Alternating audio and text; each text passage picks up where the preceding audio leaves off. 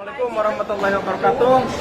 Alhamdulillah pada hari ini kita ada di event training eco farming bersama Direktur PT Bio. Kita dengarkan penjelasan beliau mengenai eco farming ini. Silakan Pak Win Heri. Baik, terima kasih. Assalamualaikum warahmatullahi Wabarakatuh. Pupuk eco farming ini dibuat atau merek muncul sekitar tahun 2011 lalu dengan tujuan dan harapan sangat besar, ingin membuktikan petani itu bisa sejahtera. Sejahtera itu tidak perlu petani harus dan bermahal-mahal. Kita buktikan bahwa dengan murah itu bisa. Kenapa bisa jadi lebih murah dalam biaya produksi, terutama dalam biaya produksi? Karena dengan menggunakan pupuk eco farming, insya Allah penggunaan pupuk kimia lainnya itu cukup 25% yang dipakai. 25% dari biasanya. Kalau di lokasi tanah yang sama seperti padi, 20% di awal masa tanam pertama, masuk masa tanam kedua, turunkan lagi dosisnya 5%. Masuk masa tanam ketiga, turunkan lagi 5%. Sampai masa tanam kelima atau keenam, cukup 5% dari kimia yang bisa digunakan. Kenapa kita selalu mengajarkan kimia itu dipakai? Karena yang mampu mengurangi semua hanya kimia, organik tidak bisa. Tetapi dosisnya berapa banyak dulu dipakai. Gitu kira-kira. Luar biasa, terima kasih. Kemudian mengenai ini Pak, kita kan mayoritas padi Pak ya, produksi di padi. Ada beberapa hal yang banyak ditanyakan oleh member. Sekilas saja. Di antaranya satu pertanyaan dari member itu mengenai data yang di brosur. Kan itu ada min 5 ada 1, kemudian hari berikutnya ada sekian. 1 liter itu patokan dari mana Pak? Patokan dari biang atau setelah biang itu dicampurkan dengan beberapa liter air. Nah, dan sekilas mengenai cara tanam padi. Oke. SOP buat padi. SOP buat padi 5 hari sebelum tanam itu pakai 6 cup. Kalau yang lain 4 ya.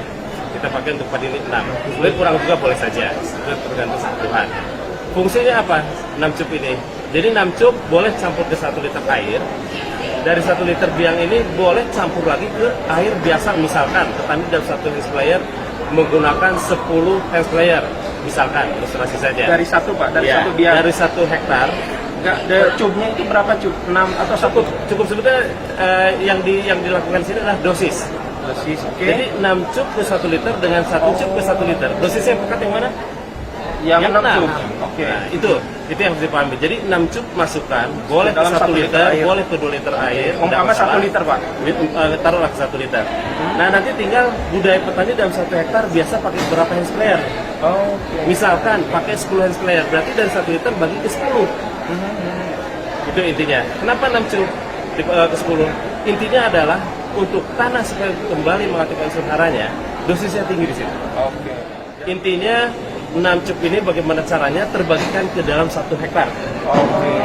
Jadi tidak ada patokan yang fleksibel ya tadi ya. Seperti dengan teknologi baru pakai drone, ternyata pakai drone itu efisiensinya tinggi, penggunaan air untuk 1 hektar cukup 2 liter, berarti 6 cup untuk 2 liter. Gitu ya. Itu untuk tanah. Nah, kemudian munculnya pertanyaan ini 1 liter buat 1 cup buat 1 hektar benar nggak? Hari ke 14 hari setelah tanam, 1 cup untuk 1 hektar, berarti ke berapa tadi 20 hand sprayer? Yang 1 cup ini untuk 10 hand sprayer. Gitu ya. Sangat ini sesuai dengan kebutuhan atau kebiasaan petani melakukan berapa hand sprayer. Nah, terus fungsinya apa? Tadi 5 hari sebelum tanam itu padi ya khusus untuk mengembalikan kembali unsur hara tanah. Sehingga tidak aneh kalau diawali dari 0, bagus ke tanamannya. Kemudian fungsi kedua, 14 hari setelah tanam, supaya dakunannya banyak anakannya banyak. Itu 14 hari ya, aplikasi kedua ya. Kemudian 28 hari setelah tanam, supaya pertumbuhannya. Jadi harap bersabar ketika menjelang 1 bulan setelah tanam, kok kalah dengan pakai kimia. Jadi petani banyak yang nggak sabar, karena urea tebar lagi. Sabar aja sampai 1 bulan, 28 hari. Dan 28 hari yang ketiga ya. Kemudian 42 hari setelah tanam, supaya setiap male itu keluar bulir. Ya. Jadi jangan sampai satu rumput itu male keluar tapi bulirnya nggak ada. Gitu kan. Nah, yang terakhir 56 hari setelah tanam, supaya bulirnya bernas, berisi. Jadi nggak aneh kalau petani yang panen biasanya 50 kilo dalam 1 karung, setelah pakai pupuk kita, insya Allah 55 kilo. Karena kita sudah pernah diuji di Balai Benih Padi Jawa Barat, itu ada di CH. Itu per 1000 bulir diuji oleh mereka. yang tidak pakai pupuk kita kalau nggak salah sekitar 23, yang pakai pupuk kita sekitar 28 gram.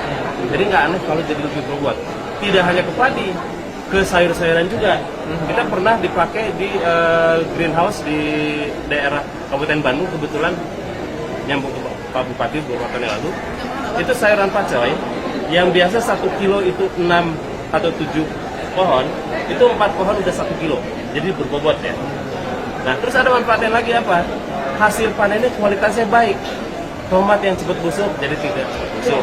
Cabai yang 4 hari 5 hari setelah dipanen dia udah layu, insya Allah kesegarannya bisa patah lidi sampai berapa minggu. Itu udah kita uji, udah kita analisa.